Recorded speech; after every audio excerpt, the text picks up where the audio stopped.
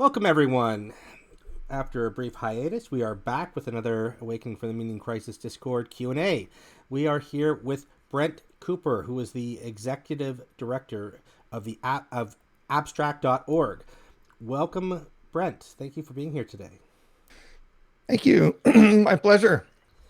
So, Brent, you had a really interesting Voices with Vervecki about a month and a half ago with John, and the topic was metamodernism, and you went over a bunch of concepts that I think we'd like to get into a bit and get maybe some lay clarification for the less academically inclined in our audience. Now, but first, could you just give us a brief tour of your history? What brought you here? What's your work about? How did you meet John? How does your work intersect with John? Sure. My background is in sociology and international relations, going back about a decade ago to when I left the university system. And I was interested in this idea of metamodernism since then because I was very prone to meta perspectives through the meta theory that I was working on, and through the sort of cultural turn we're in, and through my own experiences with psychedelics and stuff like that, and just a lifelong passion for philosophy. So there's all those intersections, and I kind of see myself as art sociologist, part artist, because I've made a film about abstraction, about philosophy, which is a satire in which I encourage John to watch to understand the whole breadth of my project. And I've written a lot, sort of nonfiction, about abstraction as a philosophy, as a practice, as a critique of society, as a critique of capital, in fact. And I, have crossed paths with John in several spaces. We were both in the side view together. And he had come into Hansi Franak's mailing list before that. And of course, I've seen some of his other content, and I think a lot of different circles or different adjacent spaces overlap. Like John is, has a relationship with people like Jordan Hall, but John himself isn't too involved with the Game B discourse, which I've criticized. And so there's these, and I've, participated in. So, we're all neighbors in this sense. And I reached out to John to kind of pursue some more concrete engagement and lightly start to challenge him. And, I requested him to help me too, to sort of unpack a lot of my ideas, because I do a lot more writing than speaking. So the chance to have a dialogue with people is a practice to explore that, right? And so that's what brought me here too. Well, great. And so for everyone who's here now, I've posted a link to your side view article just up in event text. So if you just scroll up a bit, there's a link to your first Voices with Vervecki. I understand you've recorded a second one yet, but it's not yet up on the site. So maybe we can have you back another time to discuss that one. So no, it was interesting. What you just seemed to say was that your critic. You were talking with John, and sort of coming across from a more critical perspective. Are there what areas of John's work are you critical of? Just to be clear, very, very little in the specific content of his work. It's partly that I wanted to share with him kind of a meta critique of what's going on in these conversation spaces, right? So John has done a lot of that with Game B people, with the Rebel Wisdom community, and those communities have excluded me, and I think they're far from perfect, right? They need critical perspectives, and even if they say that they entertain them, quite often they're talking out of the side of their mouth. And if I did have a critique of Vervecki's work, it would take me a while to formulate. Obviously, I'd have to consume all his 50 videos and, be versed in the literature that he is and just be very serious about it. But my general critique that, I agreed with John not to have those conversations on the record.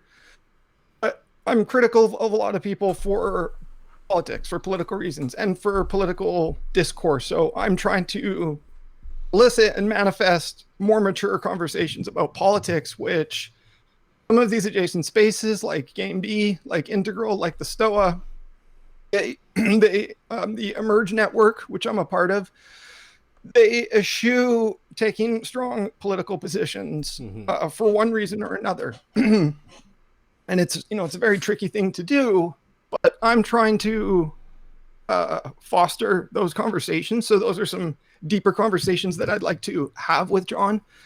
The second conversation we recorded stayed true to the point we closed on in our first conversation, which was metanoia. We both have an interest in that topic. So that was our jumping off point in the second interview, which we recorded, which hasn't been posted yet. So I know in your first talk with John, you said you like to go against the grain and you're attracted to radical politics. So what kind of radical politics are you attracted to? Sure. I mean, it's very becoming more normalized and mainstream these days, because if you take the movements of socialism, for example, especially in the United States, it's been very marginalized throughout its history. Like Europe, despite what it's been through, has been able to have more mature conversations about socialism and about the welfare state and healthcare and things like this. The United States has not, because for a variety of reasons, but it's essentially a failed state. And eschewing politics is not the way to solve that.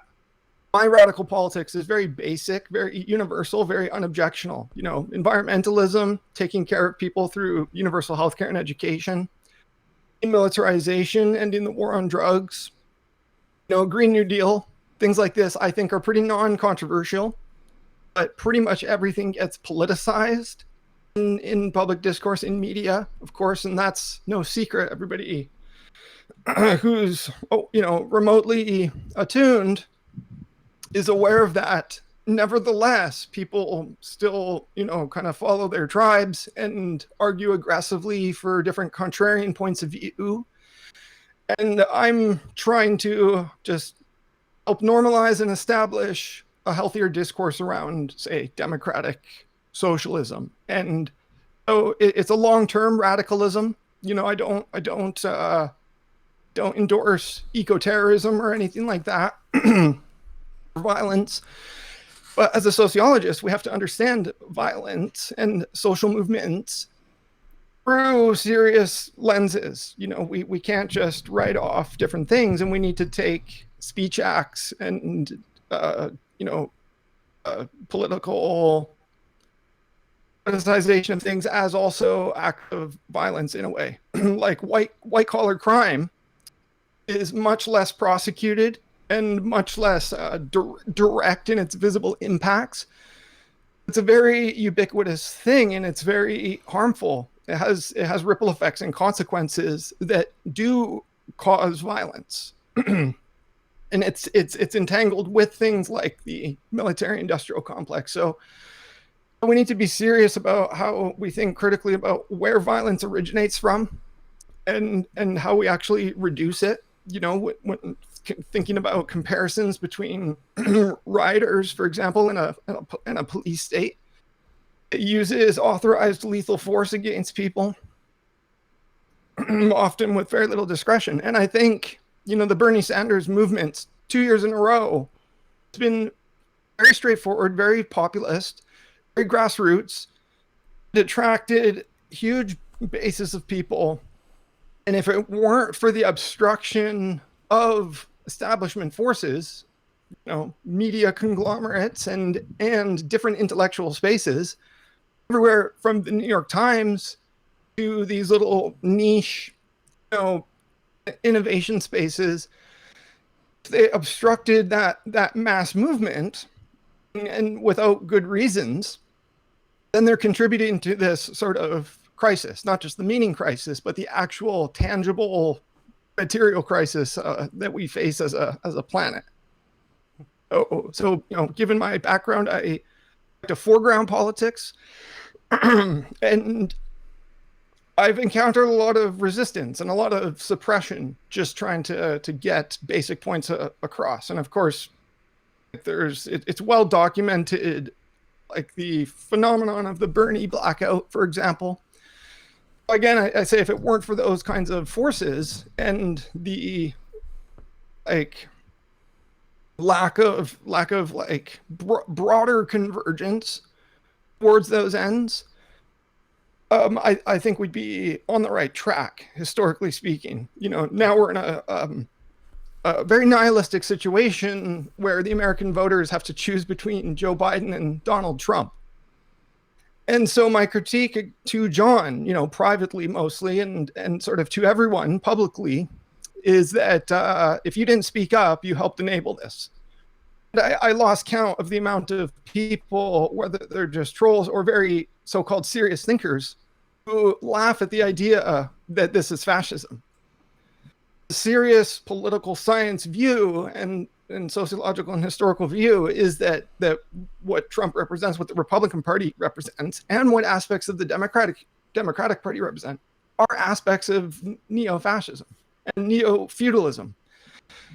So I'm pushing a serious conversation about that. But when I meet someone like John, I have to start with points of closer convergence, like metaphor, the meeting crisis, metanoia, and metamodernism broadly. And so through that continued engagement, we can sort of shape each other's understanding.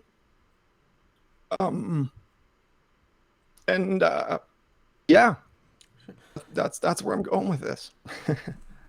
Yeah, so it's interesting. I would probably would classify myself more as a social democrat.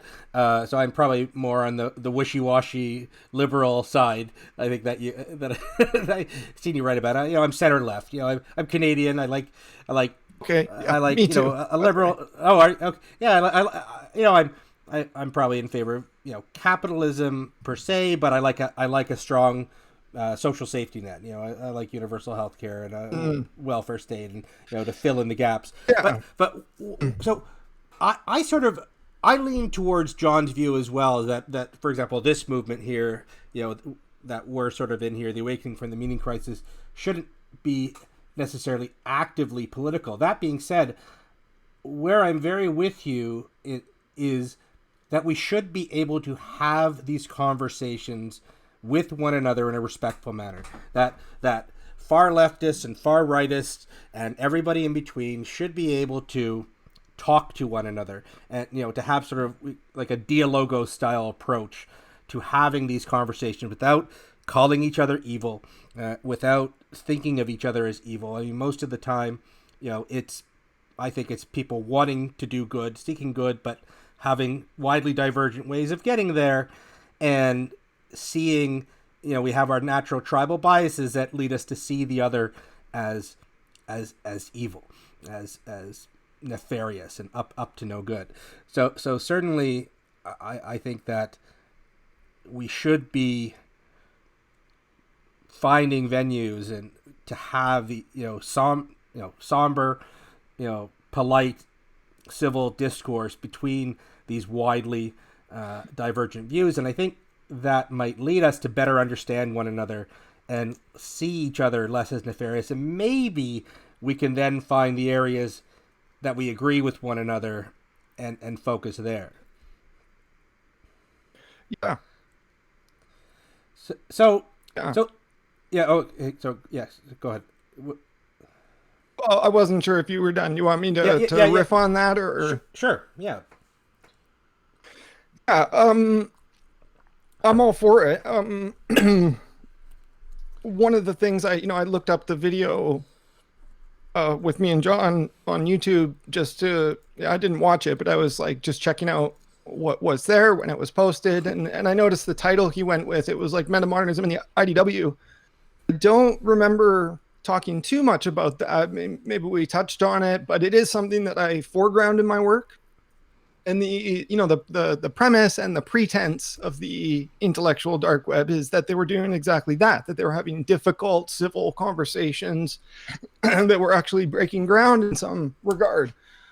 I understand this movement very well because I understand where it came from. I was sort of part of the emergence of new atheism in the late 2010s, and I completely understand that Western civilization and kind of rationality and reason-based movement, and I understand what it's evolved into. And I've become more politically literate and savvy as time has gone on too. So I feel like I grew out of that before the intellectual dark web emerged.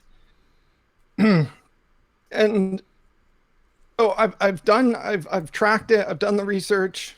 I've tried to participate in some of those discourses, and it seems to me very clearly antithetical to its stated, values and methods. And a number of individuals immediately come to mind, and so, as well as some of the more peripheral ones. But it does not meet my criteria for serious intellectual discussion, and much less for political commentary. And though they try to be kind of depoliticized, it's very political. And so that's a major point of frustration for me and for many people, just to see that movement thrive and then kind of mutate. And where we are today, the intellectual dark web doesn't exactly exist in its previous form. It's fragmented and changed, but it's still very problematic in my opinion. And I'm still seeking to demonstrate what a real civil productive conversation looks like. And the most important thing, I think the key, is to be able to take valid criticism, take real critique, or to critique yourself, anticipate and to process that. And you're not one of these kind of just like blowhard pundits, or even if they're very soft spoken, they're just very opinionated and they're very self-centered.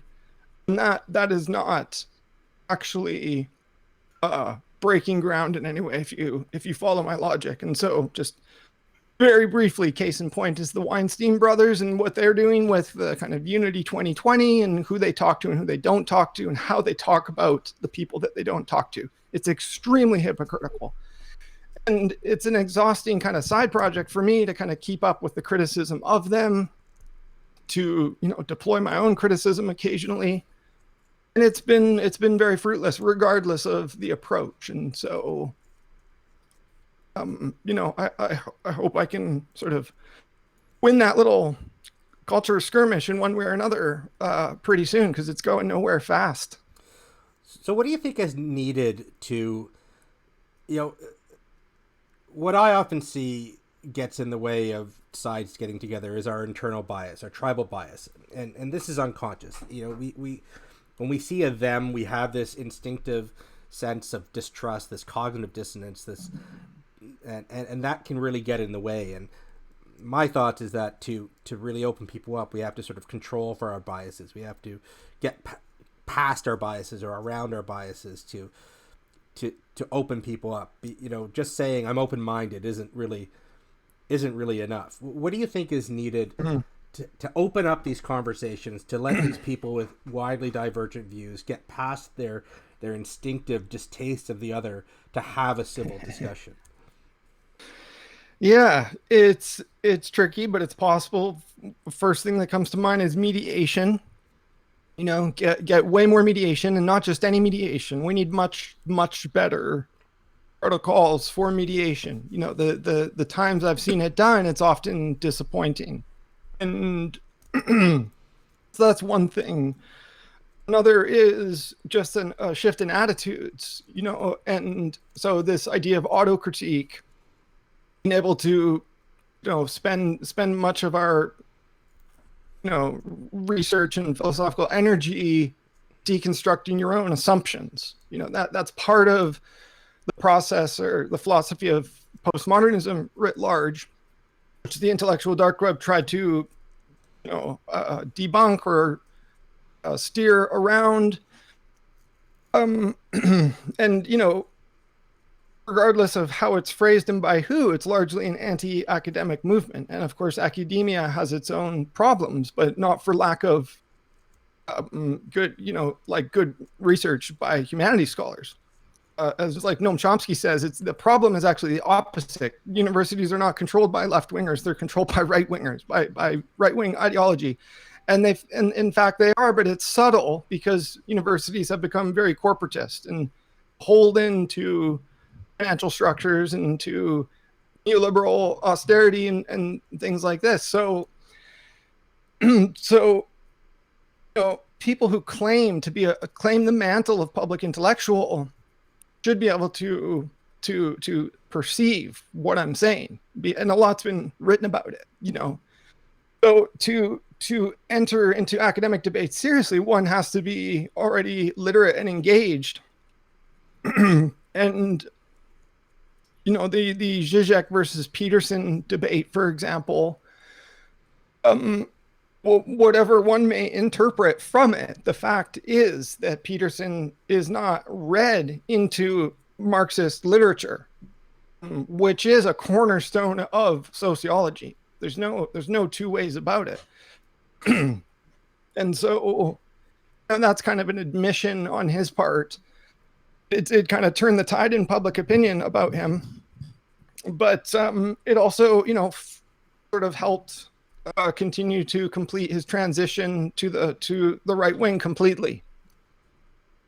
So this is a lot of damage that has to be undone intellectually, and John is someone who worked very close to Peterson and has his own critiques of Peterson, and so it's good that he does, and he can approach it in his own way and choose how he frames it and how he deals with Peterson personally.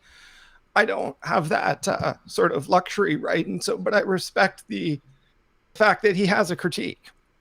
I think that's important. It's important for us to sort of stand up to each other and confront each other. Of course, John finds out, like many people, that Peterson doesn't take critique well. It doesn't. It's not fruitful, and it puts us in kind of a paradox. And so that returns to your question. How do we actually do it?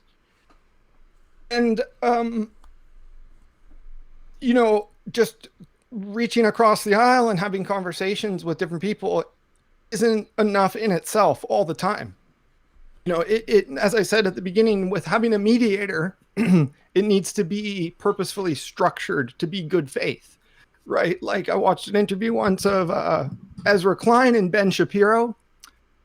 It's garbage. It's not productive. It doesn't have any conversion ratio. It doesn't have any impact except to get some clicks. And so it's very disappointing in that regard. And you can see watching it that there is no mediation, of course. Neither of them are properly briefed in any sort of common ground. It's just a wasted opportunity. So I'm not saying don't talk to Ben Shapiro, but stop wasting opportunities. And that's my critique of everybody.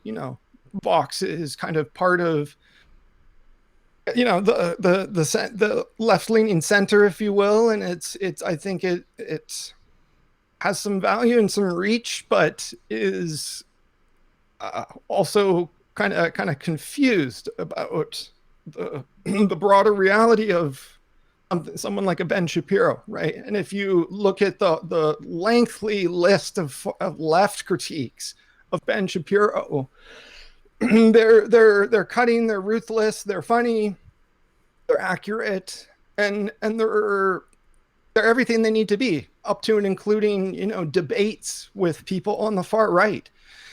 And a lot of that stuff doesn't get play in these other intellectual spaces for one reason or another. Like it's hard to keep track with all those different happenings in different spaces. I think it's all relevant, and if we could build consensus sooner and faster, masses of people would be saved the time going down endless rabbit holes and YouTube's algorithm, which draws people to the right, and et cetera, and et cetera. So a lot of this could have been avoided if a more inclusive space was created in the first place that included like proper leftists, right? From the kind of legacy of Noam Chomsky down, to young socialists like Owen Jones and Nathan Robinson. Their voices just aren't heard because people associate. They have different connotations of the word socialism, right?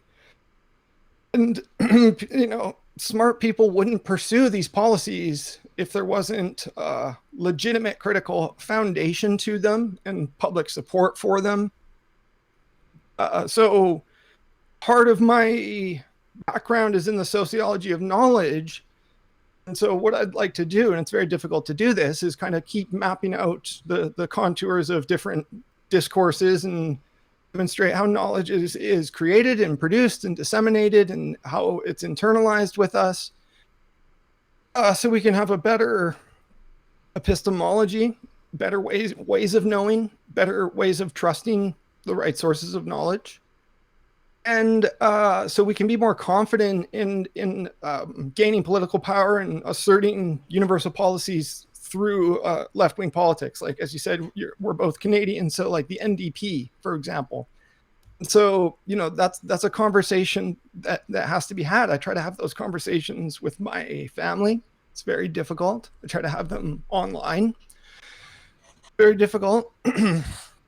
And I don't even particularly enjoy being political. It's just, it comes from my sociology. And so that's a whole nother level of conversation that's not typically being had. And so, through my work, I've tried to tie a lot of different sources together and engage with somebody like John to kind of present such a synthesis and alternative and keep moving us forward. Just one more point on that whole kind of rant. Donald Trump says in the debate last night that like critical race theory is racist.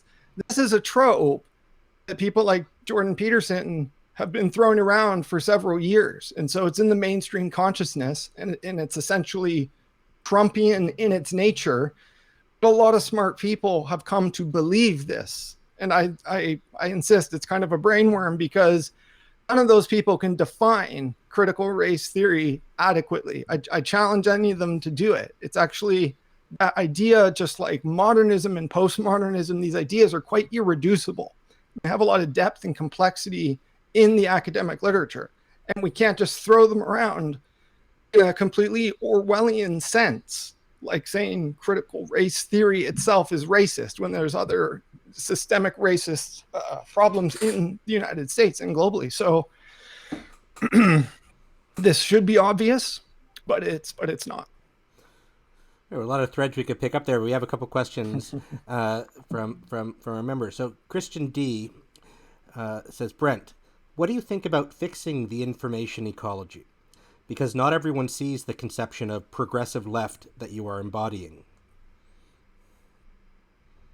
Good question. That's a good question. There's two questions there. One is, what do we do about the information ecology? And the other is, what do we do about the kind of definition of progressive left? They're both good questions. So the first, I try to, clean my own information ecology, and I try to promote that idea for better or worse. It's a very real issue. It's best to think of it in terms of diet, right? Like intellectual diet. What kind of books do you consume, right? Being in a community like Vervaeke's, it's very academic, obviously. He's telling you to go read, Heidegger or Corbyn or whoever, by all means do it. You increase your breadth of understanding. But it's very difficult to interpret that kind of philosophy politically sometimes, and it's very difficult to parse political information at all in general. I've been very cynical and skeptical about politics for most of my life until I studied it formally and started to understand how things work, both in terms of the performance of politics and the mechanisms of governance. Um, um, oh shit, where was I going? Um, I totally So forgot what I was going to choosing say. your sources and Yeah. I politics is very difficult, and so oh yeah, what I was going to say was basically, I was cynical and skeptical, through the Clinton years, through the Bush years, through the Obama years, because that's just that was my innate perspective. I loved comedy, I loved criticism. People like, just like George Carlin, or like a musician like Frank Zappa, who's very political. Like, these are radical thinkers, not just artists, and many actual philosophers and stuff. And so it wasn't until somebody like Bernie Sanders reached a national level profile that I found a movement to properly believe in.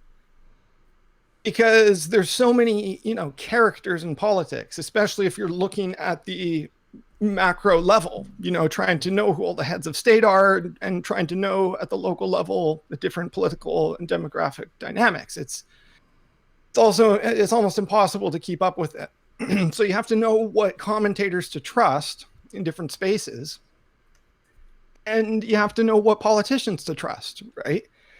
And so it's typically the ones with a smaller profile who are more genuine, more kind of career progressives. Take like Ralph Nader, for example, who is like blamed for the 2000 election, but of course it's not his fault. If you look at Ralph Nader's career, he deserves a Nobel Peace Prize more than Obama does. If we're serious, he doesn't have the same profile, the same reach. Look at Mike Gravel, right, who also ran for president this year. Another lifelong proper progressive, right? Somebody like Joe Biden, if you look at his career, it's being a centrist Democrat. Those are just the facts. And politics aside, one of the things most of us increasingly agree upon in these kind of meta spaces is that we're in a deepening crisis. And that has been in the making for decades, for at least 50 years, And so part of the awakening to the meaning crisis is and has to be an awakening to this kind of,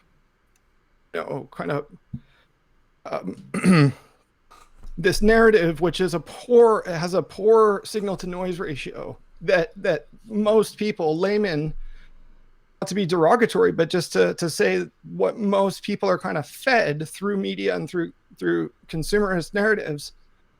It's contributing to this sort of death spiral. So information ecology, we have to be very critical, and progressive left, we have to do a bit of homework.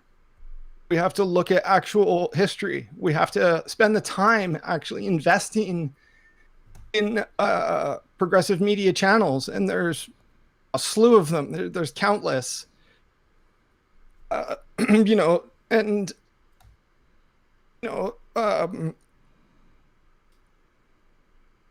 so the question goes back to you guys and the questioner. It's like, where are you at in terms of your information ecology, and when was the last time you audited or took a chance on a new channel or a new path? And or when's the last time you tried to advocate for something like eliminating homelessness, or for advocating for UBI? Like, to engage in that activity is to understand how difficult it is, and how much of the capitalist sort of path dependence is against that, is against doing the right thing. Part of the awakening has to be awareness to the broad fact that climate change has been systematically suppressed for, between 70 and 100 years. And it's become excruciatingly clear in the past sort of decade how that process of denial and suppression works. And so I think it overlaps with very it overlaps with scientific narratives. It overlaps with conspiracy narratives, and we need to start believing in what's true in that regard, and it'll act as an attractor and draw us towards their conclusions and better dialogos. One of John's key focuses now is on rationality as one of the key components being guarding against self-deception.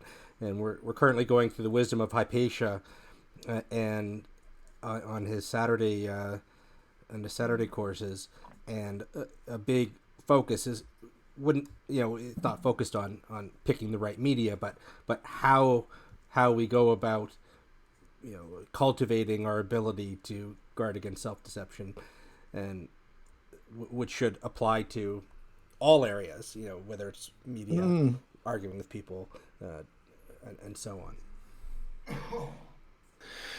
Yeah, I suppose I have two kind of answers to that. One is the process. What you're looking for is to be very open-minded, but very skeptical. I'm critical of an over-reliance on the process and the kind of fetishization of these different processes. Peter Lindbergh calls himself a performative agnostic, and he's committed to taking in as many perspectives as possible. And, being an intellectual explorer, as he calls it, I think that's a phase that you go through. I think it's very important that you need to come out on the other side of it with moral convictions and intellectual clarity. And it should be grounded in something concrete. It can't just be the process. It has to be grounded in a source. We have to know how to, if we can't trust ourselves, we need to know who else to trust. And unfortunately, so many people, they place their trust in the wrong person, or just somebody as a placeholder, because we don't know.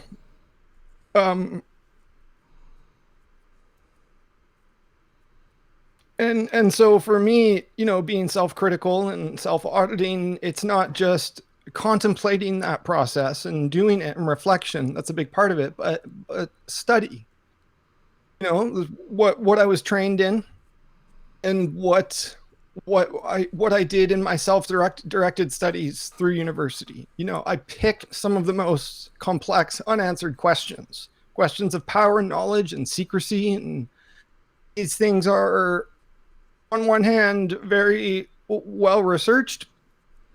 On the other hand, very diluted with different conspiracy narratives. So I approached conspiracy sort of as an academic that studies the phenomenon. That allowed me to kind of reshape my own understanding of power relations and complex events. But then I studied kind of several layers deeper of the approach to that topic, right? So like sort of world history is very important in that regard. And there's a sense in which we're all kind of trapped in systems of control, in pockets of ignorance. And the conspiracy spectrum goes from very wacky, obviously provably false ideas to very well-known historical sort of conspiracies, whether they're corporate conspiracies or political ones. They certainly exist, and they've had major turning points in world history. Things like JFK and 9/11 are perhaps unsolvable, but things like the Gulf of Tonkin incident or the Reichstag fire are proven at this point. They're public knowledge that they were sort of practical conspiracies. And my higher level analysis is about how even beyond that, we're all kind of um, sort of pawns in some sort of evolutionary conspiracy. Which there's a source for that from a biologist. And so, I'm sort of grounding these academic insights in interdisciplinary sources. And these are some of the deepest questions of meaning, so to speak. So it always comes back to that, and is relevant to you guys, because we're all searching for answers. But there's at the end of the day, there's very, very simple and basic sociological reasons that we're also ignorant, even the smart ones. We kind of, and this explains Trump's rise to power. It's not sufficient to blame white nationalists, but to also blame the kind of compliance of the liberal establishment in enabling that. And so I think it's important for us all to admit and to have sort of guilt and kind of atonement and a sort of metanoia moment to recognize that we've all made mistakes. We've all had ideological moments. We've all grown up from a childhood of magical thinking and being lied to by different adults. And so this is unfinished still. There's not just a culture war between right and left. There's a culture war between boomers and millennials. And so these are unresolved. And it just takes people to commit to resolving it, to begin the process. Like, if we show up and they show up, it can happen. I spoke with a guy on Sunday who identifies as meta right. This is something I don't support at all. I'm willing to, because it's essentially kind of race-based. But I'm willing to talk to them. They're not going to stop from appropriating different discourses, and I'm willing to open up and have a candid, vulnerable encounter, and also be clear about the terms that, like, we have to defer authority to different people when we don't quite understand things. So this person thought he had a pretty good philosophy of history and a pretty good grasp of certain ideas, and he certainly had good intentions and reading some left sources, but he's all, he had no degrees, and that in itself shouldn't rule out somebody being correct. It means he doesn't respect academics who devote their lives to that kind of thing. And so with the internet, we're all kind of armchair researchers and pundits, all of us who do this kind of thing. And I'm not interested in like a hierarchy in that regard. I'm in the trenches with everybody else. But if we really believe that there's some truth out there to grasp, we have to do it together. And these hyper-nationalist, ethno-nationalist narratives are just dead ends, and they're completely at odds with kind of a cosmopolitan consensus that informs a lot of social science. And just to close out this little thread too, one of my areas of research, which I've neglected because it needs more resources to actually execute, something called public sociology. And there's just not a lot of kind of access to sociologists. Things like think tanks and news organizations are supposed to mediate, and a lot of podcasts and stuff fill that gap and try to educate the public. But think tanks, which you'd think are a kind of nexus of critical collaboration, are often part of the problem for one reason or another. So everything has to be audited, and the kind of broad efforts of sociology need to be translated and deployed into the public. And of course, that means mass education is necessary. And one of the things I try to frame this struggle in often is like the 20th century was largely about psychology, making psychology public, giving people access to that, the whole self-help industry, et cetera, and so on.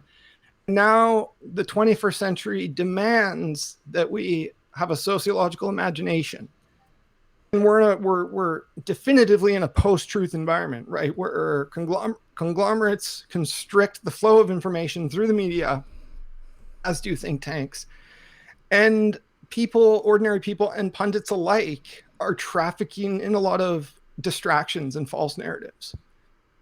So, I'm entering the fray and also practicing the methods with you guys to try to unpack some of that. I just noticed that some of so we have people on this forum of all different political stripes. Again, we don't talk too much about politics here, but we have people who are more right, people who are more left, people who like Trump, people who don't like Trump. But so I noticed, for example, in your discourse here, you don't seem to like a lot of the people on the right, and you use language that makes that clear. Do you think that using more, so to speak, diplomatic language can make people more open to hearing your message? And so I think people on each side have a tendency to villainize the other. And if we saw them not as villains, but as people who maybe we think are misguided, but who have different views, but are probably seeking the good, it lowers that sense of distrust between people, that leads to discussions breaking down. Sure, it depends who it is, and I have to practice being more diplomatic when I'm speaking to an audience that I don't know, but I'm also trying to be authentic and confident in these positions because I can defend them. When I criticize the right, it's against people who are known to be sort of frauds or who don't engage in debate or criticism. They're just demonstrably demagogues, and it's a sort of a paradox that someone who's on the right would be offended by that characterization. Like if I say Ben Shapiro's full of shit and you happen to like Ben Shapiro, I still want to talk to you, but that person is gonna wince and think that we're incompatible and that they know better than me. I think there's limits to compassion. I'm not saying don't use it, but I'm saying like, is it working? Because there's different levels of forces which co-opt the whole game. I think the Bernie movement, by and large, did everything right. They weren't given a fair hearing in the public sphere, and the right wing people were fed lies. And so part of what I'm trying to do is break that false consciousness. Whether you do that in a nice way or in a direct way, I don't know, but we have to commit to breaking that. Because I mean, I encourage any conservative to name their favorite politician on the right. It's just a non-starter. And I'm not trying to get into a kind of mudslinging contest based on different conspiracy theories of the sides versus each other, right? Because there is different theories on both sides, right? And and there's more than two sides. It's a very multipolar kind of culture war. But the people, none of us are impartial, right? And the people who claim to be are, I think, doing a disservice to themselves and to genuine people like me who want to follow through on some of these problems and get clear answers. And just to remind people, if you have a question, you can post it in the event text. Mark, you have a question. Sure. So I saw your talk with John, and I'm getting a feel for your idea around addressing politics directly.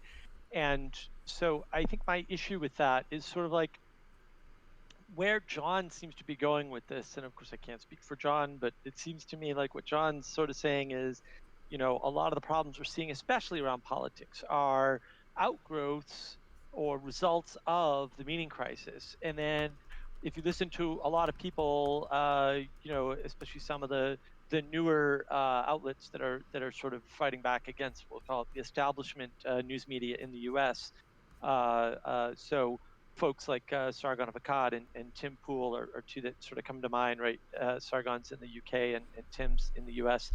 And they're sort of coming to the fore, right? Their popularity is growing. And one of the themes that they have too, which is kind of weird because it goes along with John's idea in some sense, is that politics is downstream of culture, right? So in other words, what they're saying is it's not politics that drove us here, and politics isn't going to drive us out. And so I wanted to get your take on that because I'm having a problem from what you're saying, figuring out where you think things need to be changed. Because I think Mm, there's no way, the evidence is there's no way in hell that things are going to be changed by politics. And like, we could go back and forth on whether or not that's because the establishment kept Bernie Sanders out or whatnot, but that's not relevant. If that's true, it's unfixable. And therefore, you need to start somewhere else. And so, what do you think of the idea that politics is actually downstream from culture and it's kind of like the end of the chain? It's the last thing you see after, it's the last result that you see, and then it'll continue to sort of catch up, right? It's a lagging indicator. And then given that, where do you think, given that if Bernie Sanders was a real movement and he could have made it and he didn't, then that path is cut off. So, given that fact, where would you start? It can't be politics. Where mm. else would you start to kind of change things? Yeah. I think I missed the first part of what you're saying. You weren't endorsing Sargon or Tim Pool, right? You're just kind of using them as examples of influential people, Yeah, or right. Well, look. I mean, they're fighting back against the establishment media. Whether that's good or bad, I don't have a particular opinion. Mm, But the interesting thing to me is that they're fighting back against the establishment media, so that gives them some credibility in my mind because the establishment media I has see. I see. money, Okay, so right? you're a But little but bit favorable. I'm Like not favorable at all. I'm just you take them seriously. I mean, I'll be blunt. well, I'll be I don't. blunt. It's not to. I just we don't have. We can unpack it sometime, but I just want to be blunt. I know that those guys are idiots and trolls. I know that. I say that with full confidence. I've seen them debate. I've seen them been taken down. I see the type of videos they produce. Yeah, no, Those guys Sargon's a are. troll. I have his T-shirt on. This is a trolling He's T-shirt. racist. There's no, well, I Yeah, don't know about that. He's a troll. He was always a he's troll. This is racist. a trolly Yeah. T-shirt, right? But Gotcha. that's not the issue. The issue is But, that but I they're yeah. both seeing the same thing, right? Which is they both state in one way or another that politics is downstream of culture. And this seems to be a Yeah. common theme. I mean, they're the Yeah. two largest audience in that space, They we'll have say, huge that's talking audiences. about Yeah. this. Yeah. Right. So I'll answer that's why. your question. Yeah, thank you for the clarification. So I don't think politics is up or downstream. I kind of would eschew the metaphor. I think it's a very complex, serious question to grapple with. Politics is always happening, and everything's political in some sense. And so we can talk about these issues of culture and politics in tandem. There's a reason there's degrees in culture and society, and my expertise is in politics and society. In fact, so political sociology.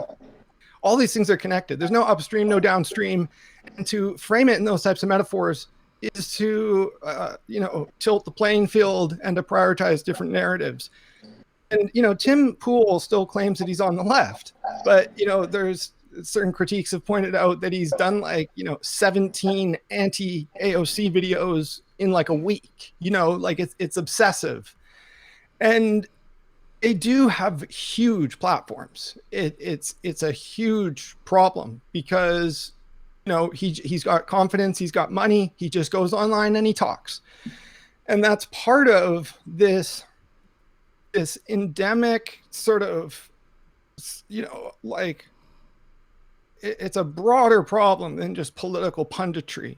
The whole idea of gurus or snake oil salesmen, going back to the information ecology question, they're very bad information ecologies. And if there was a simple answer, we would do it. But what I see is a kind of war of attrition where they just keep creating more content and they're winning the click funnel war over the smaller leftist channels that regularly debunk them.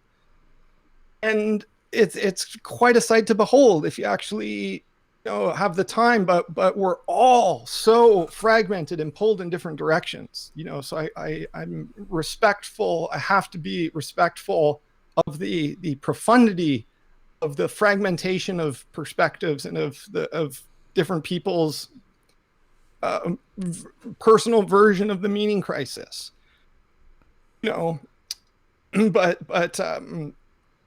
it's so whatever Tim Pool and Sargon Akkad are tapping into that might have a nugget of truth, or Trump for that matter, or Jordan Peterson for that matter, or Alexander Dugin for that matter, they're not the first people to critique the establishment. They're the last people. They are not even part of that tradition. They're popping up at our sort of nadir of crisis and saying, well, I know what's happening. This person sucks, this person's good. And it's just degenerating, further and further. And I wish history had forked differently at so many points in our recent history, because it could, as I say, that's my wager, that it could fork. And so this concept of metanoia is conversion. It's psychological, spiritual, and sociological conversion. And that's the type of thing a community like this will be keen to study and to practice and to do these things I'm talking about, being self-critical and self-auditing your identity, your education, your information ecology, because the experience and the process of metanoia, I think, is something we should aspire to. We should aspire, you say Sargon's not racist, he's just a troll. But if he was aspiring to grok seriousness of race discourse and of the experience of minorities, and to relate his own marginalization to the marginalization of others, as I have done as a white man, this is a positive growth, right? Become a male feminist in the basic sort of popular sense without, pissing off too many people, but to advocate for equal rights is a good thing. People like Tim Pool and Sargon of Akkad are not just racist, as I claim, they're sexist too. And then it relates to, Gamergate and incel culture and all these very difficult sociological problems that a couple of armchair pundits should not be leading the cultural conversation on.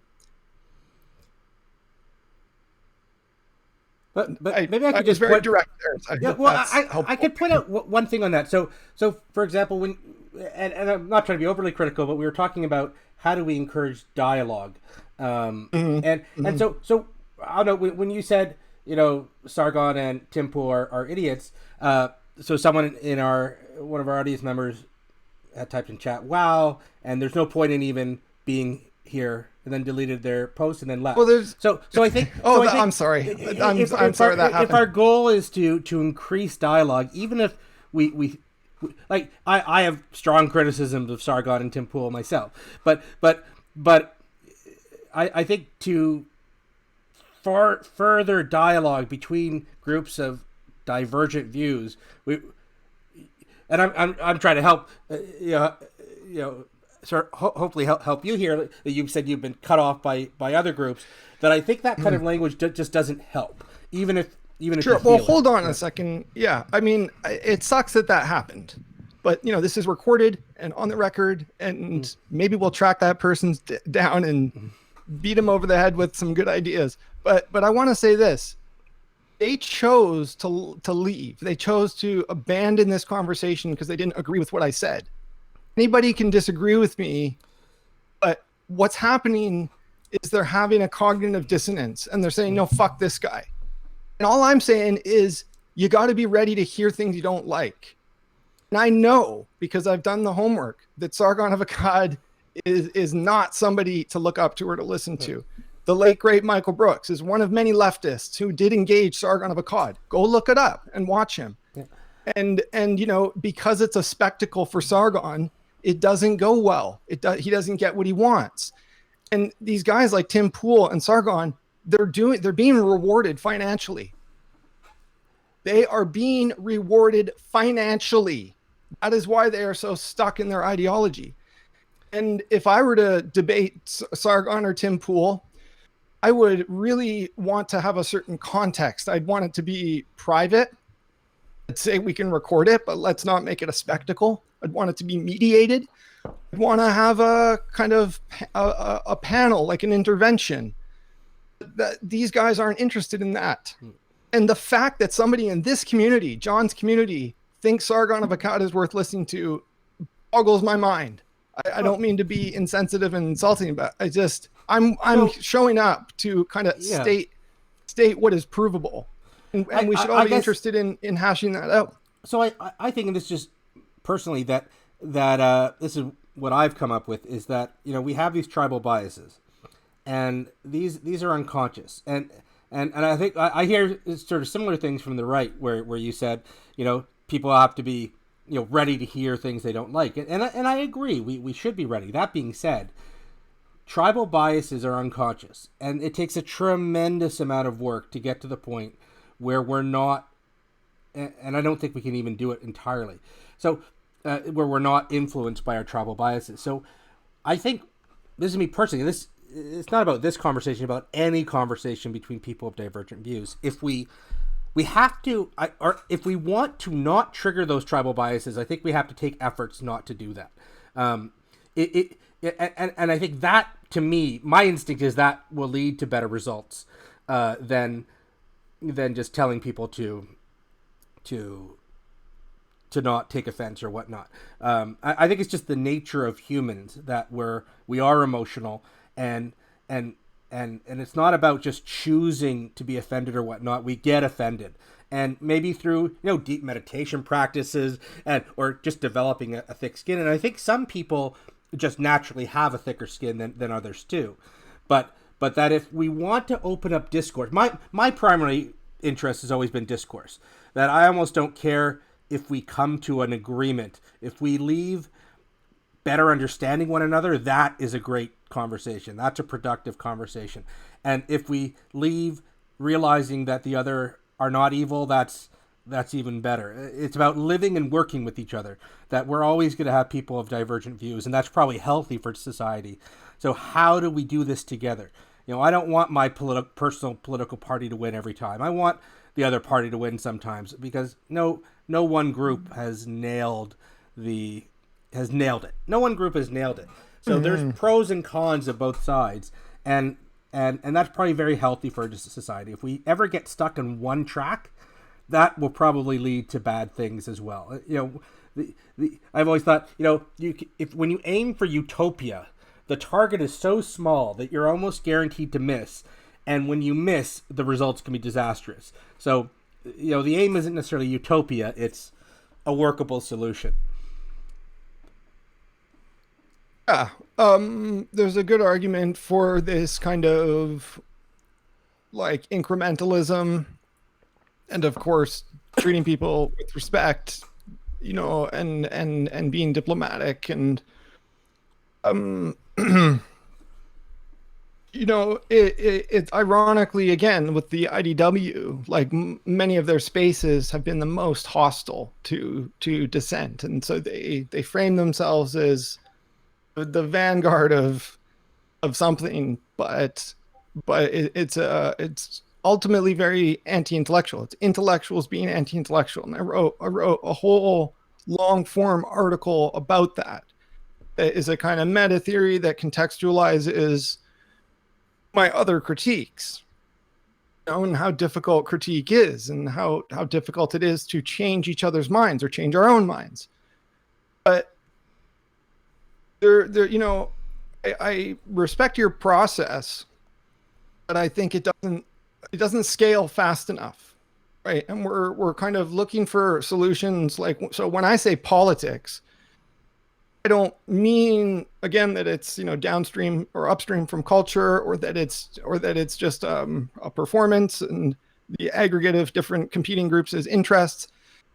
At critical moments, it's a lever of change. right? So much of what has happened historically including some technological innovation, has been dependent on political change.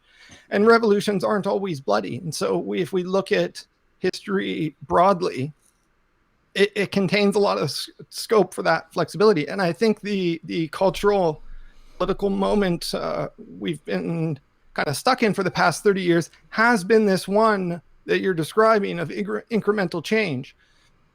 But the fact is, and always has been, that in a certain frame, the so-called democracy in the US is a kind of false dilemma, right? That there's a two-party oligopoly. And so this is actually a way to transcend that issue, but it doesn't mean the two sides are equal. What it means is the discourse is already captured. So if you have a political opinion, there's a good chance that you're wrong. And as you said, even if you're a progressive, there's ways that can go wrong, right? And so I'm also skeptical of different narratives and different leaders. When somebody like Obama, he kind of very diplomatically commands a certain faith and investment in what he's saying. But unfortunately, the truth is, he was kind of a lame duck and sellout president in a time when we needed him to be more radical. There's a good argument for how Obama led to Trump. And so we're trapped in this kind of strange loop. We're trapped in this time loop, just repeating the same mistakes, not wanting to rock the boat because people are afraid of radical change. The deeper we get into the crisis, the more obvious it is that the platform I'm describing, which is left but could actually be described as neutral and universal, like a Green New Deal and like universal healthcare, these things are desperately needed. It's virtually a humanitarian crisis in the United States. So it's not political in the way people typically think of politics, as an extension of their beliefs and values. Politics, in its proper function, is to fix these problems, and it requires a public consciousness. It requires a healthy public discourse. And who's going to help shape the public discourse if not the best intellectuals and their adherents that we have? And again, I say that commentators like Tim Pool and Sargon of Akkad are not those people, and there's members of the intellectual dark web that have PhDs and stuff are not those people either. And just to affirm your point, I'm totally willing to be called out if I'm not sufficiently diplomatic. One of the meanings of metanoia in one of the literal senses, like as a linguistic and kind of literary maneuver, is to state something and then take it back and restate it in a better way. And so that's an actual concrete demonstrable process of metanoia. If I can do that, then I can take your criticism and you can help me reform my message. And that's going to include, if like the guy who took off, if I'm able to see that happening in real time, right, which I didn't, but if I'm able to see it, then I can kind of go like, whoa, hold on a second here. Like, let me try again. Let's keep you included in the discourse, because I didn't tell you to fuck off. The more people, the better. And the more challengers, the better. But I don't want to live out the rest of my days just learning how to be a better debater. We don't have that kind of time. We have about a decade to have a global kind of convergence to solve climate change. And that's what matters. That's the deepest, most real organizing principle that we should be, coupling with this meaning crisis. So, Manuel, you have a question.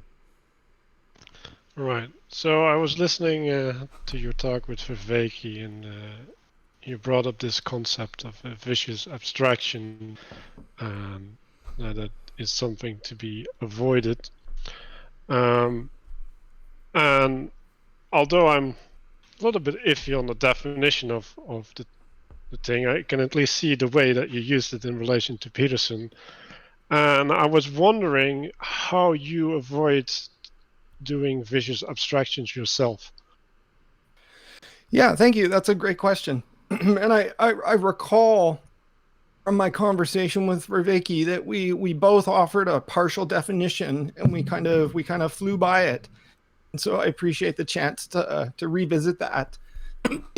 Um, I said that vicious abstraction. One example was misquotation, and that's a bit limited. It's an important example, but vicious abstraction is also taking things out of context. So, like the idea of misquotation, like if you take a quote of somebody from speech or from a book and use that to make a bad faith critique of them and say, well, this is what they said, and then that person has to come back and say, well, that's not what I said, you took it out of context. That's a vicious abstraction, and that's a fallacy, right? The person who did that made a mistake in misquoting. And so, from a scholarship point of view, obviously you're trained not to do that. You're trained to take sources very seriously, to not plagiarize, to think critically, to evaluate claims and to represent them authentically. And it's difficult to do. I think, casually and unconsciously, we all do vicious abstractions by maybe unintentionally misinterpreting something and then say, oh, so and so said this, and so it gets passed on like the telephone game. But we also do it in a conscious way, I think, that can be intervened on more if you're aware of it. And so I think, So, yeah, yeah, go ahead. so I just want to introduce the way that I think about these things, right? Sure, Because sure. we always need to relate to something in a context, right? So whenever we're relating to a thing, we're always establishing a context from which we're relating to the thing that's necessary, right? Mhm. And other people will necessarily disagree with that context because we have different perspectives.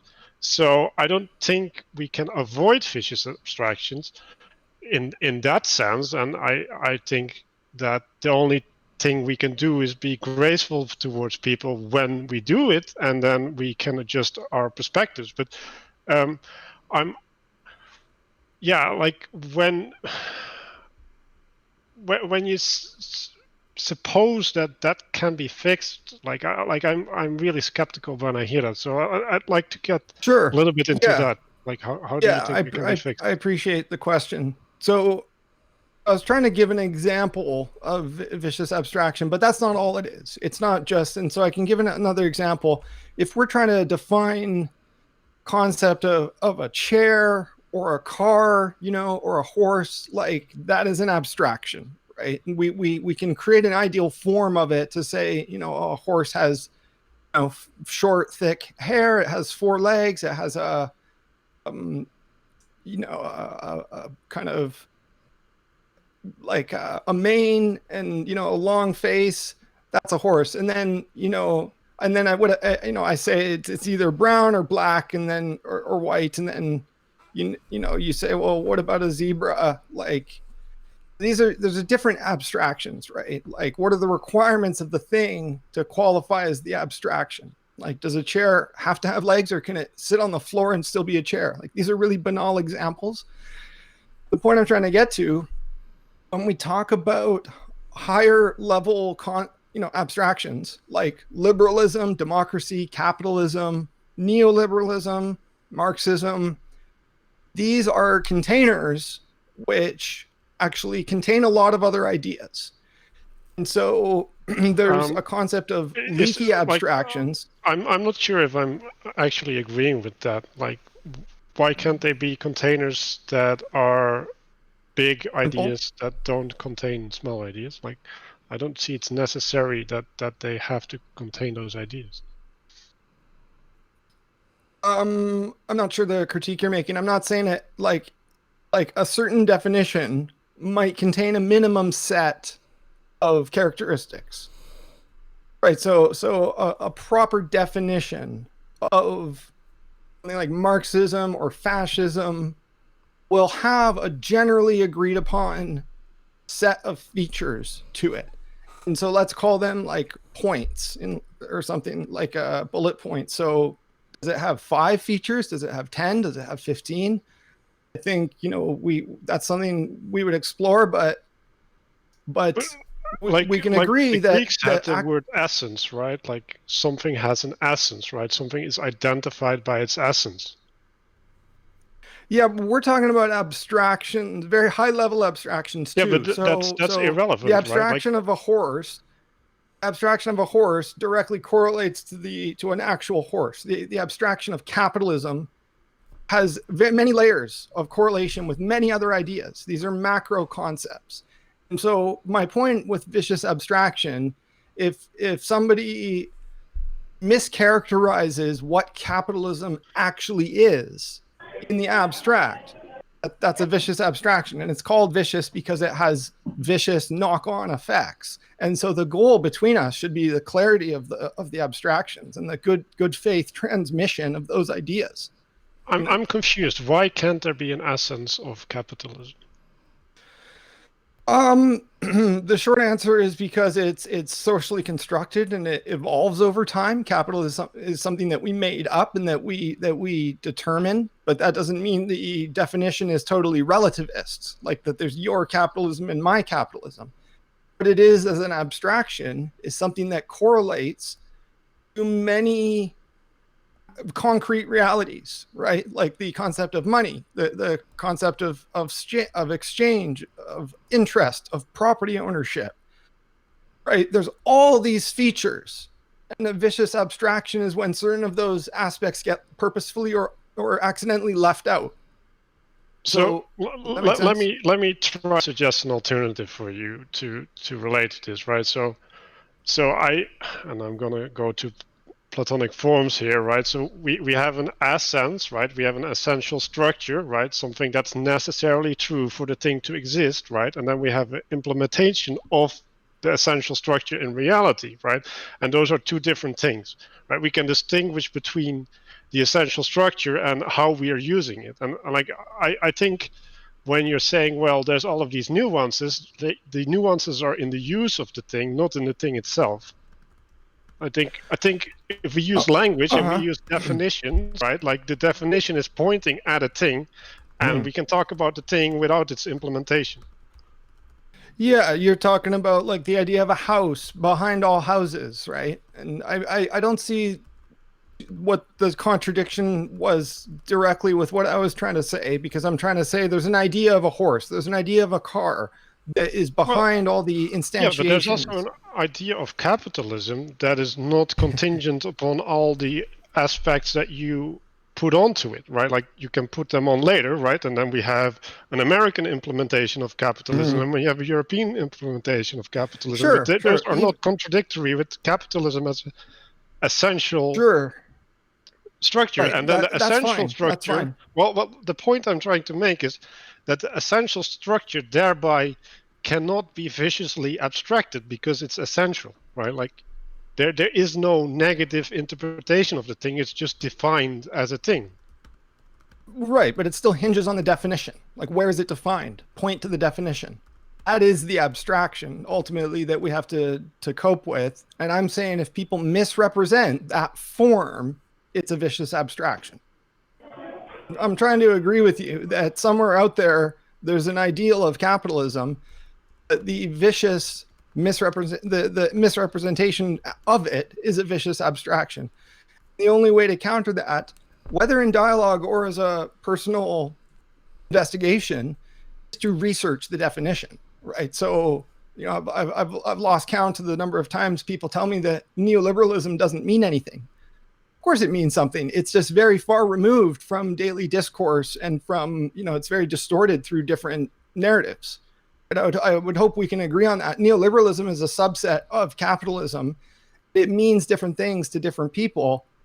that differentiated meaning is viciously distorted in different for different audiences. I think if there is a true meaning, it's very hard to reach because abstractions are inherently out of reach. They're mental projections that people came up with and mediated through the process of academia and debate, and so we're still grappling with unfolding those things, right? It's not like the end of the Cold War was a clear victory for capitalism and a failure.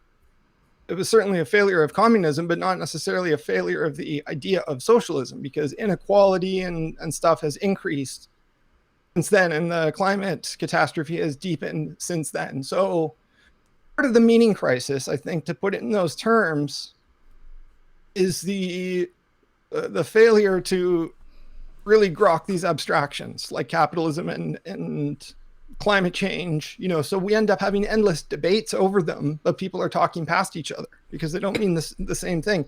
If we had a third party mediator that said, hey, this is what capitalism is, this definition I'm going to read is sort of co-developed by scholars and kind of match with a general understanding, and this is what some of the stuff people typically get wrong about it.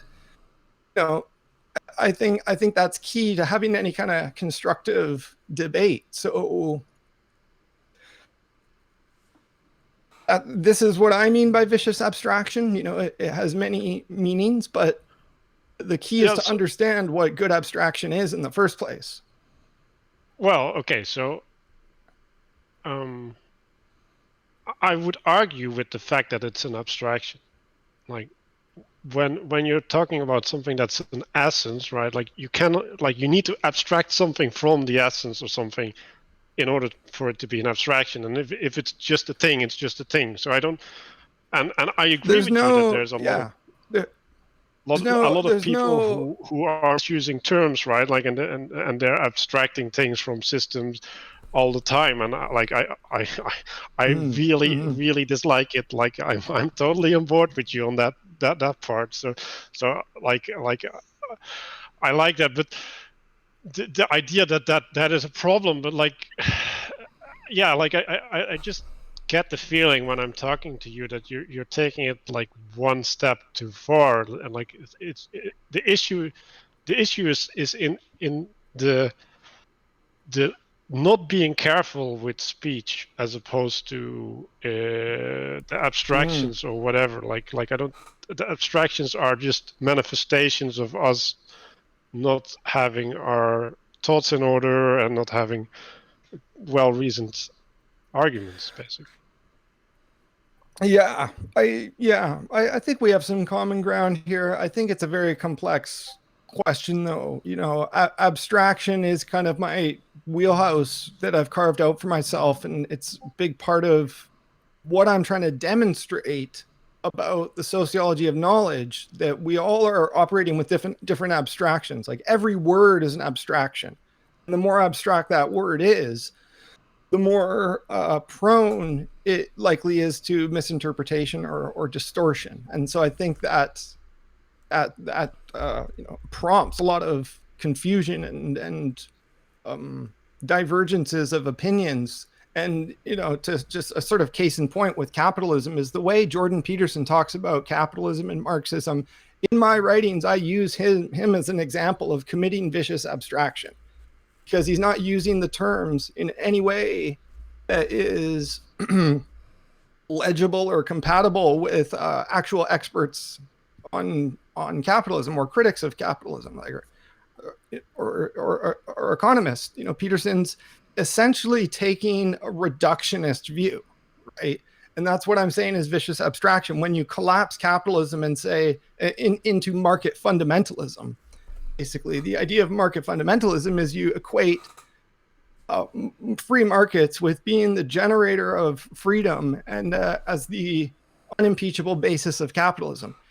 Having free markets is just part of the big picture, and market fundamentalists are often just quite ideological and quite opposed to debate. You know, they're the ones funding the denial think tanks, right? This is what is kind of laid out in the literature. So just 1 second, Brent. I just wanted to be respectful of your time. We're at about the 90-minute mark.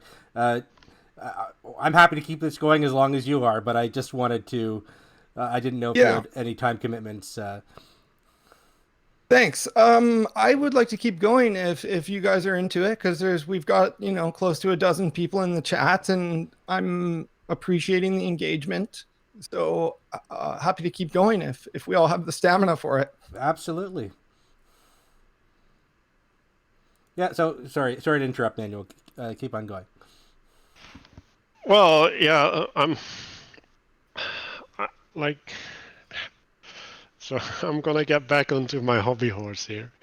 There is, from my perspective, right, like all the people, right, like when you have an idea, right, you can detach the idea from a school.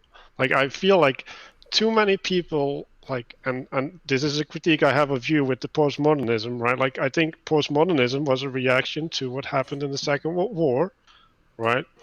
And then there was a group of thinkers, right? And that group of thinkers grew and grew and grew and grew. But like to put that all, right, like either you choose the fact that where the thing originated as what postmodernism is, or you choose to whatever is now happening as the label postmodernism. But if you use what's now as the label, like that doesn't seem to makes sense, at least from my perspective, because in a sense it's meaningless, right? Like the meaning of postmodernism comes from its historical context, right? So then I'm like, well, maybe these people, from my perspective, are not postmodern thinkers, at least if their ideas are not related to the postmodern critique, right? And this is postmodernism is a good example. Let me just pivot to the concept of a leaky abstraction.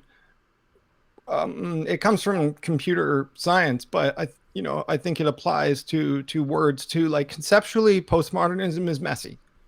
I'm not don't identify as a postmodernist or anything. That's why I write about metamodernism as a different thing, and that is a complex topic too, right? It's still evolving, it's still disputed, and my article was largely about that, the kind of historiography of that. So it's a complex overview of that. And I have a whole section on postmodernism. And the point is, it's very difficult to reduce postmodernism to a single universal definition. And that doesn't mean it's wrong. It means the term itself is a kind of slippery or diaphanous container for a bunch of ideas. But one of my key points is that it's irreducible. And if people reduce it to say, hey, postmodernism is this, postmodernism is relativism, that's a vicious abstraction. That does a disservice to ourselves as thinkers, because these things are more complex. No, I'm going the opposite way. You're saying there's an essence to all these words. You're kind of realist about there words. Needs to be. Well, not. I'm not trying to be a realist. I'm trying to be a pragmatist. And I'm like, if I want to use a word, right, it needs to mean a thing. And if it doesn't mean a thing, it's not a word, right? It's just jumbo. So things either are it mistranslated, right? In Jonathan's verse, or sorry, not Jonathan. John Vervaeke is versed in the classics and all that, but those things are translated from Greek. In translation, things get mistranslated. Metanoia is a case in point, because the Bible translated metanoia, its original meaning of change of mind, to repentance.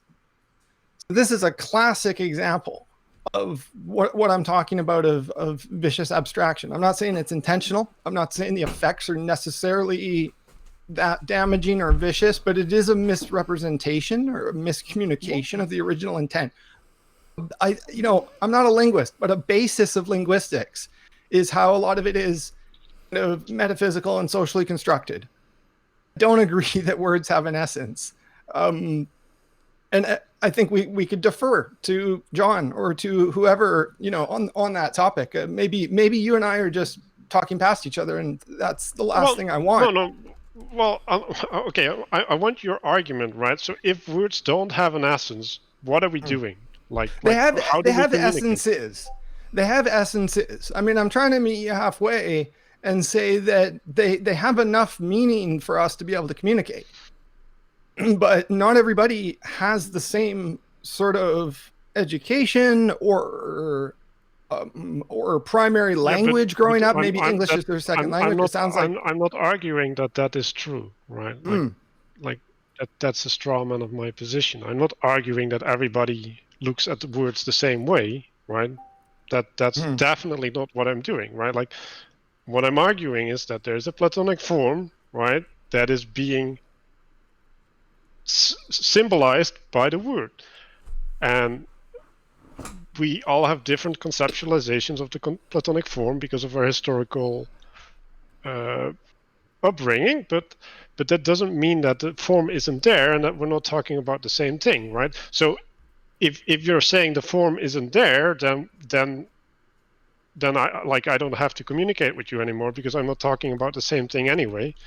And if you say the form is there, that means that every word is pointing at that form. So then we're gonna have to need a form for every word. I don't see a middle ground there.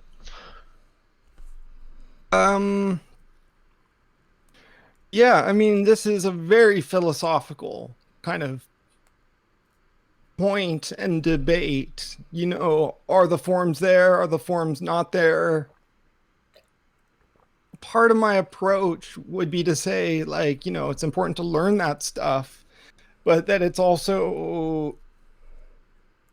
very speculative. It's neither here nor there. The forms are here, the forms are there, wherever. Like, I'm definitely getting lost on one end of this conversation about forms, but like I like the idea of forms. Like, you can't have forms without abstraction, right? The key I'm trying to emphasize here is not Plato, it's the process of abstraction itself. The process of thinking Right. that we all do has to be understood in a way beyond Plato. Plato is Right. important. So I think, right, like, okay, so I'm gonna invert it, right? So I think if you take the form as primary, right, then we necessarily, when we have a word, we have an abstraction of the form, right? We cannot hold the whole concept in our minds because that's too big and we have limited life experience, right? So we always gain an abstraction, right? But as long as we hold in our minds that what we're relating to is an abstraction of something that's beyond the word, then we're good, right? But that needs a sense of Yeah. humility, right? So for example, Mhm. right, like when you went to your translation of the metanoia into what was it? Repentance. Repentance. Like I was okay with that. I didn't think that was a mistranslation at all. So from my Right. But conceptualization according and to my the, understanding of yeah, Christianity, yeah, that is a good a good representation of that concept. So I like that's precisely what I'm getting at, though, is if you read what the scholars are saying about the translation, in part, I'm just echoing what the scholars have said. They're describing it as a definite mistranslation, right? So I'm not saying it doesn't make sense. Repentance does make sense in the context, but it's not the complete translation, according to these scholars, right? These are biblical scholars and historians and philosophers who are saying that it's mistranslated. And not only are they saying that, there's, for example, the book that I recommend to John in our previous talk that's unreleased. It's called Metanoia. It's by Bloomsbury. And it's developing this concept from a cognitive theory point of view. It's developing the concept of metanoia from John's discipline. And so that is an authority on the concept that is obviously beyond the Bible. But the Bible, the biblical scholars are still, accessing some deep historical resonance with the concept. And both are interesting to me. So metanoia is an abstraction. Good luck defining the form. I mean, that's what I'm saying is we can write and talk about these things till the cows come home. And you're never going to draw the shape of it. So a lot of these discourses like forms just help us get to a certain point. Like Plato's cave is allegorical, you know.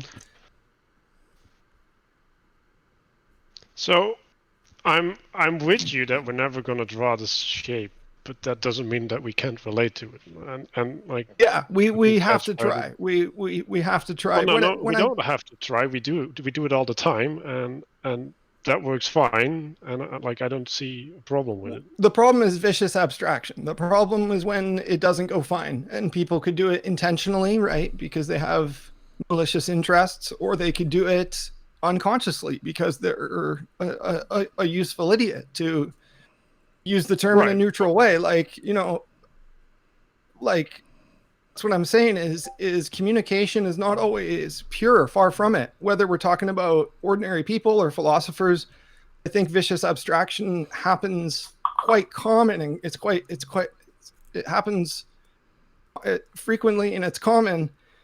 It's bad. It's bad. It increases the noise in the signal. So Okay. my whole thesis there is just that vicious abstraction is bad. That's what William James says about it. That's what I wrote about it in the context of racism, because there was a kind of the historical abstraction of race discourse from like you know, slurs to coded language like redlining or forced busing or states rights were actually ways to make more abstract the values of racism, which Republican voters in the 60s, in the, you know, according to the Southern strategy in the 60s and 70s, it appealed to voters, was coded racism. So that was a kind of vicious abstraction, because they're not in, now this isn't an example of mistranslation, misquotation, but it's another example of vicious abstraction, which is using different coded language. Right. That's dehumanization. Right. So first I was tracking your description of vicious abstraction as idolatry. Right. As The, misquotation, as a kind of false representation and taking out of context. Idolatry can be part of it. right. So and the second one is dehumanization. Right. So where you drag the human out of the context and make it more objective language where it doesn't relate to the individual anymore. But yeah, like I think I'm gonna cede the floor. But those things have been talked about Thank since you. It's forever. I appreciate the chance to try to unpack both abstraction and vicious abstraction. Well, thank you. That was great. I really appreciate you staying a bit later. That was a really interesting discussion. There were so many topics actually I wanted to get into that we didn't get into. So we're definitely going to have you back, Brent. And probably a good time to do that would be after your next Voices with Vervaeke that I guess will be upcoming. Sure. I appreciate the feedback. As I said to you offline before we started, I don't even remember half the things John and I talked about. So it's nice to have a refresher. And if you wanted to close out the hour, if there's any final questions, I'm happy to do so. Well, other questions I'd had would probably take us into probably take us Okay. well beyond. So Yeah. and I think we've gone through the questions that were there, but this was just fascinating. I really enjoyed this conversation. Really happy that you came on, and thank you so much for being here. And thanks for everyone for being here and asking some great questions and just joining us in this Thank you. journey. I like being in the hot seat, and thanks for everyone's patience. And I'll see you next time. Yeah, thank you so much. So thank you, Brent Cooper, for being here. I put the link to his Voices with Vervaeke, and his website is www.abs-tract.org, and so definitely check him out and watch the Voices with Vervaeke if you haven't yet. So thank you again, and we'll be back next time with more guests. So Stay tuned. Have a great day, everyone. Yeah, thanks, Brent. Appreciate it. Cheers. Thank you. Yeah, thanks.